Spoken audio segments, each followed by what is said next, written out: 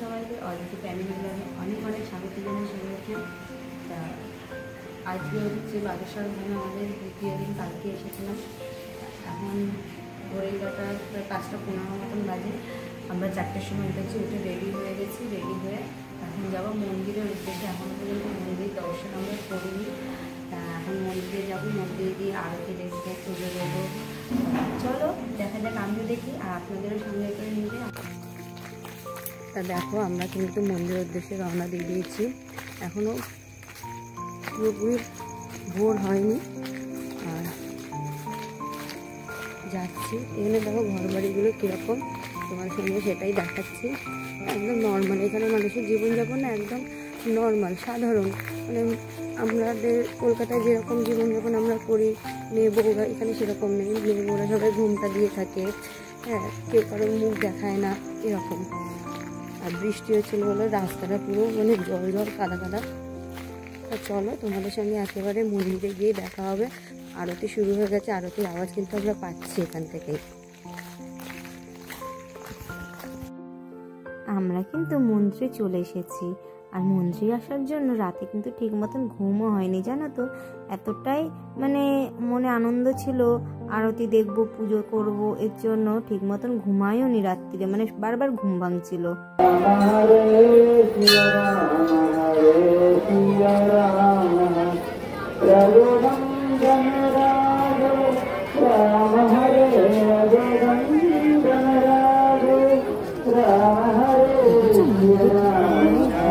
আমরাই মনে হচ্ছে যেন সবার লাস্টে এসেছি।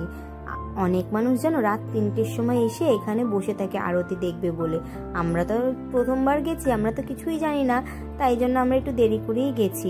5টার থেকে আরতি চালু হয়, কিন্তু অনেকেই 3টে, 3:30 সময় এসে বসে থাকে এই আরতি দেখার জন্য। অনেকে যেন মন্দিরেও ঘুমায়, যারা ধরো হোটেল পায় না, একা আসে, তারা কিন্তু মন্দিরেও ঘুমায়। আর এদিকে আরতির পরে দেখো সবাই তাপ নিয়ে নিচ্ছে, জানো তো। এখানে অনেকে পেশি করে। ধরো তুমি 21টা পেশি করেছো, 21টা পেশির জন্য তোমাকে 21 বার মন্দিরে আসা লাগবে। আর পেশি চলাকালীন কিন্তু আমিষ খাওয়া যাবে না, নিরামিষই খেতে হবে। আর 21 বার পেশি মানে প্রায় 2 বছরের মতন মন্দিরে আসতে হবে। এসে তোমাকে পুজো দিতে হবে, হনুমান চালিসা পড়তে হবে, আর হচ্ছে পরিক্রমা করতে হবে। পরিক্রমাটা মেন। তুমি ওই মানসিকের মধ্যে যদি তুমি বলে থাকো 7 বার পরিক্রমা করবা, তাহলে ওই 21 বার আসবে, যে তার মধ্যে কিন্তু প্রত্যেকবারই 7 বার পরিক্রমা করতে হবে। তুমি যদি বলো 21 বার পরিক্রমা করবা, তাহলে তোমাকে কিন্তু 21 বারই করতে হবে। কি জয় বজরংবলী কি জয়। দেখো এখানে প্রত্যেকে হচ্ছে নারকেল নিয়ে পরিক্রমা করে, যার যার মনের বাসনা সেটা মনে মনে প্রার্থনা করে, আর ভগবানের নাম নেয়, নিয়ে 3 বার 5 বার 7 বার এরকম করে পরিক্রমা করার পর তারপর নারকেল বাঁধে। তা আমাদের এটা পুরো কমপ্লিটই হয়ে গেছে, আমরা পরিক্রমা করে ফেলেছি। করার পর এখন যাব নারকেল বাঁধতে। তখন পরিক্রমা যখন করি তখন তার ভিডিও করাটা সম্ভব না, ভগবানের নাম নিতে ভগবানের দিকে মনটা রাখা উচিত। তাই আমাদের পরিক্রমা হয়ে গেছে। তা তোমাদেরকে আরেকবার দেখাই যে এরা কীভাবে করে।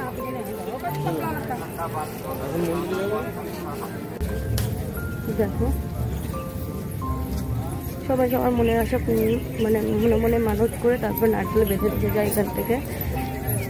সবাই এখানে হনুমান চালিসা পড়ছে বসে। আর সবচেয়ে ভালো লাগে কি বলতো, এখানে গরুগুলোকে সব ছেড়ে রেখে দিয়েছে। আর এখানে মানে গরু প্রতি প্রচুর শ্রদ্ধা।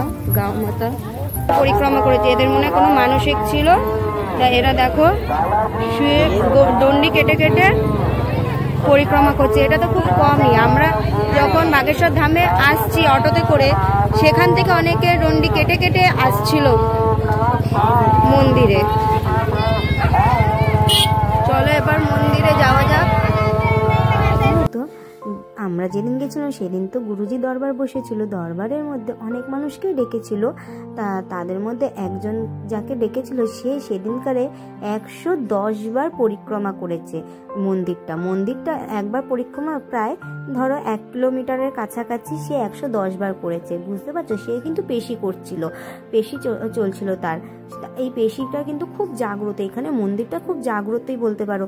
এত জাগ্রত, তুমি এই পেশি চলাকালীন তুমি যা যা মানসিক করবা, সেই মানসিকের ফল তো অবশ্যই পাবা, কিন্তু ওই পেশি চলাকালীনই তুমি পেয়ে যাবা। তারপর দেখো এখানে মেয়েটাকে ভূতে ধরেছিল। জানো তো, যেইগুলো আমি আজও পর্যন্ত টিভিতে দেখে এসেছি সেইগুলো যে বাস্তবে আমি দেখতে পারবো আজও পর্যন্ত আমি কল্পনা করতে পারিনি।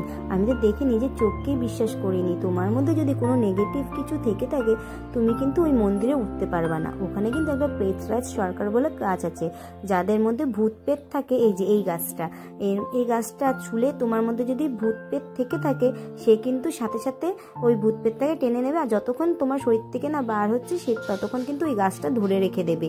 আর যাদের ধরো কোনো নেগেটিভ কিছু নেই তাদের কিন্তু নমস্কার করলেই ছেড়ে দেবে। যেমন হচ্ছে আমাদের মধ্যে কোনো নেগেটিভ কিছু ছিল না বলে আমরা যখন নমস্কার করেছি আমাদের কিছুই হয়নি, কিন্তু যাদের মধ্যে নেগেটিভ থাকে তাদেরকে কিন্তু ধরে রেখে দেয়। তারপর দেখো আমরা এখানে খাওয়া দাওয়া করেছিলাম, আমাদের কিন্তু পুজো তখন হয়ে গেছিল। যেহেতু পুজোর ওখানে কোনো ভিডিও বা ফোন অ্যালাউ নেই, এর জন্য আমরা কিন্তু ভিডিও করতে পারিনি।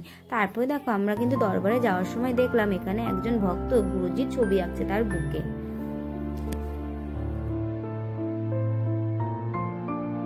গাছটার কথা বললাম সেটা কিন্তু 500 বছর পুরনো গাছ। আর এদিকে দেখো দরবারে কিন্তু গুরুজি চলে এসেছে।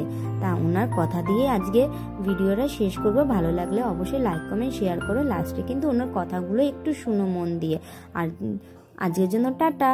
ভালো লাগলে অবশ্যই আমার চ্যানেলটাকে সাবস্ক্রাইব করে দিও। ইউটিউব দিয়ে দেখলে আর ফেসবুক দিয়ে যারা দেখছো তারা অবশ্যই আমাকে ফলো করো।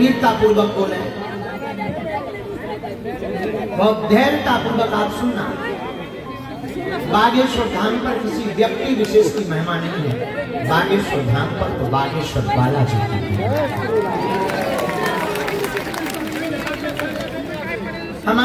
हमारा कोई प्रभाव नहीं है। हमने तो जो गुरु से पाया, जो हमने बालाजी से पाया वो तुमको सौंप रहे हैं। हमारा काम सिर्फ इतना है तुमको जगाना, भगाना भी नहीं। और एक बात और, तुम बात गांठ बांध लेना कि तुम अगर हमसे नहीं